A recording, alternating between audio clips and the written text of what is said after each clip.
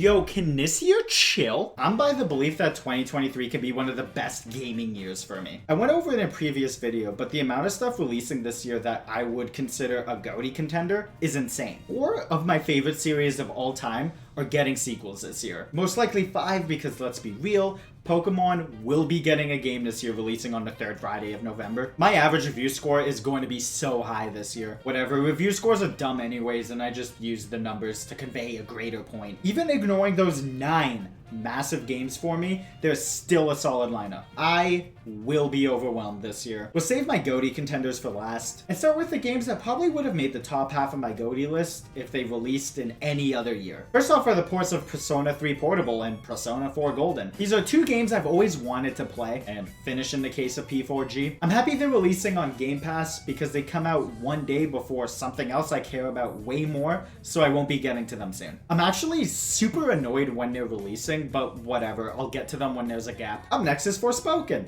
a game I probably would have gotten last year, but they delayed it and now it's releasing at a bad time for me. And I've heard some mixed things about the demo. I haven't had the time to really play it myself. As a result, it's kind of fallen off of my radar. Even if it's good, I'm not going to get it anywhere near launch. I just don't have the time for it. Dead Space Remake is a game I really want to play, but I don't know when I'm going to be able to get around to it. I love the first 2 so much, and I've just been waiting for this series to come back. I think Dead Space 1 might be the first game I got all the achievements for on 360. Early February has Hogwarts Legacy, a game one of my friends was upset that I didn't bring up in my anticipated games video last year, and then it got delayed into this year, so get f***ed, bud. It got delayed into a very inconvenient time for me, so I guess I'll get it used in the summer, assuming it's good. February is going to be the busiest month for me. Atomic Heart looks super cool at, I believe, Xbox's E3 2 years ago. Out of all the games I've talked about so far, I feel like I'm going to end up playing this one first. I don't think it's going to be too long, and it's coming to Game Pass, so it's going to be a super low commitment,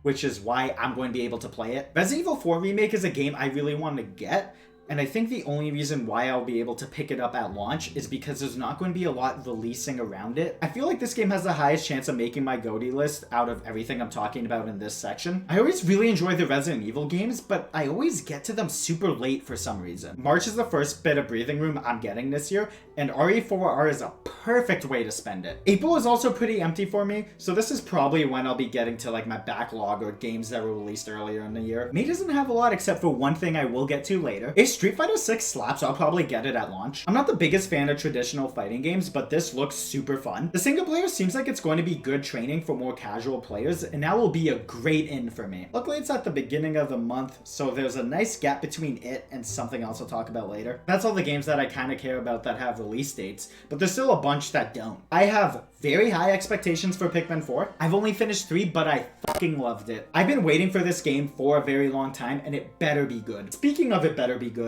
Starfield. I enjoy Fallout a lot, and Fallout in space sounds amazing, but I gotta factor in Bethesda being Bethesda. Who knows how this will turn out, but thank God it's launching on Game Pass. Redfall seems neat, and I'm only really bringing it up because of the talent behind it. Shoutouts to Game Pass again. And maybe Advance Wars will finally release this year. This is a pretty good list of games so far in my opinion, especially because there isn't a lot known about the back half of the year, but none of those games are the super duper big boys releasing this year, at least for me. So let's run back to the beginning of the year quickly and talk about them. On my birthday, we're getting Fire Emblem Engage. You would know if you follow me on here or on Twitch that I really enjoyed Three Houses and Three Hopes. They were my second and third most played games on Switch last year. Naturally, I'm super excited for this. While the premise of calling upon older heroes worries me because it's inspired from a mobile game, along with the gacha system being kinda sus, I think I should stop doubting this series. I was super worried about Three Houses, and I love that game so much. Looking at the gameplay, it shows a huge improvement in presentation, which was my biggest problem with Three Houses. I have the special edition pre-ordered. I plan to stream it on release. It's why I'm not playing P3,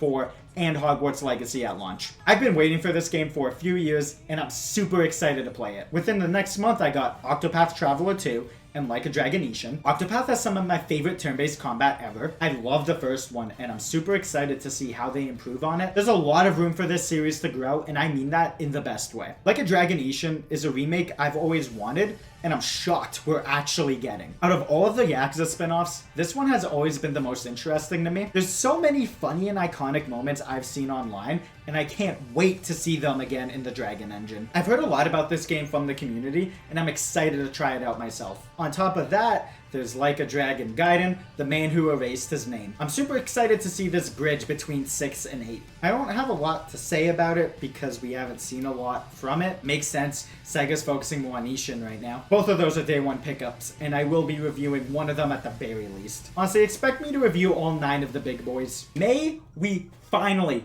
get The Legend of Zelda Tears of the Kingdom. For being my favorite series of all time, I haven't really talked about Zelda a lot on this channel, mostly because there's been one release since I started making videos. I think Breath of the Wild is one of the best designed games of all time. Its sandbox is perfect, and it's easily a 10 out of 10 for me. My only worry for this game is if they'll end up changing the map enough. It has to be a big change for me to enjoy it more than Breath of the Wild. Hell, they need to change it a decent bit for me to like it as much. So much of the magic for that game is exploring the wild. And if the map is mostly the same, I'm not sure if I'm going to have as good as a time going through it again. I trust that this game will be amazing, and that is literally my only worry. I could care less that we haven't seen that much from it. That's how much I trust this team. A little over a month after that, we got Final Fantasy 16. I've been very excited for DMC Final Fantasy ever since it was announced. I truly think this game can have the best action RPG combat. This game is in a setting I really don't care for that much, especially compared to other Final Fantasies, but I'm able to look past it because Yoshi P doesn't miss. One thing that really added to my hype was hearing that the Kingdom Hearts team helped design boss battles. The Kingdom Hearts 3 DLC has some super fun and super hard boss battles. I'm happy with the choice to not go open world and instead have a bunch of large disconnected areas. Mostly because I think this game will be laid out like a Kingdom Hearts game. Like I said, Yoshi P doesn't miss, and this will most likely be the best game of the summer. Good thing that's the only Final Fantasy game coming out this year.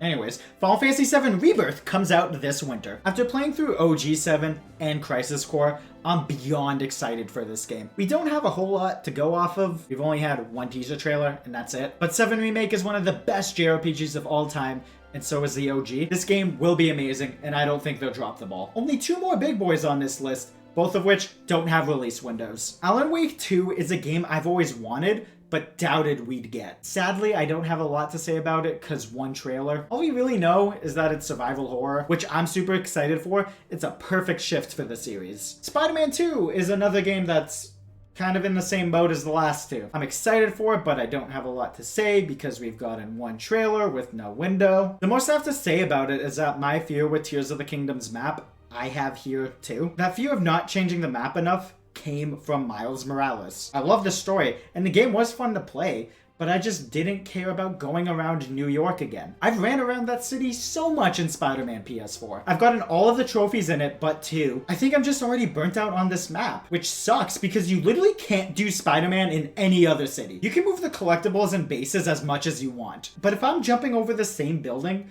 just to go to a different location, I'm not going to be invested in the side stuff. At the very least, I know I'm going to enjoy the rest of the game a lot. So yeah, there's a bunch of stuff coming out this year that I'm looking forward to. 9 of which, assuming they all live up to my expectations, could easily be a 9 out of 10 and have a strong case for GOTY. My GOTY video is going to be so hard to make this year. Like, if a couple games get delayed, I'm not going to be upset. No joke, if that's all that was coming out this year, I'm happy. You can stop 2023. I'm good. I don't need more games. Do you agree? Think I'm an idiot? Comment down below. Dislike the video if your top GOTY contender is not one of my 9, and subscribe for more bad content. Follow me on other platforms if you want. Take care, guys. Ooh, a fresh pie? Save me a slice. That's good. Okay, that's good. Yeah, that's... Alright, that's good. Okay. Alright, okay, alright. Okay, that's good. That's good. It's enough slices!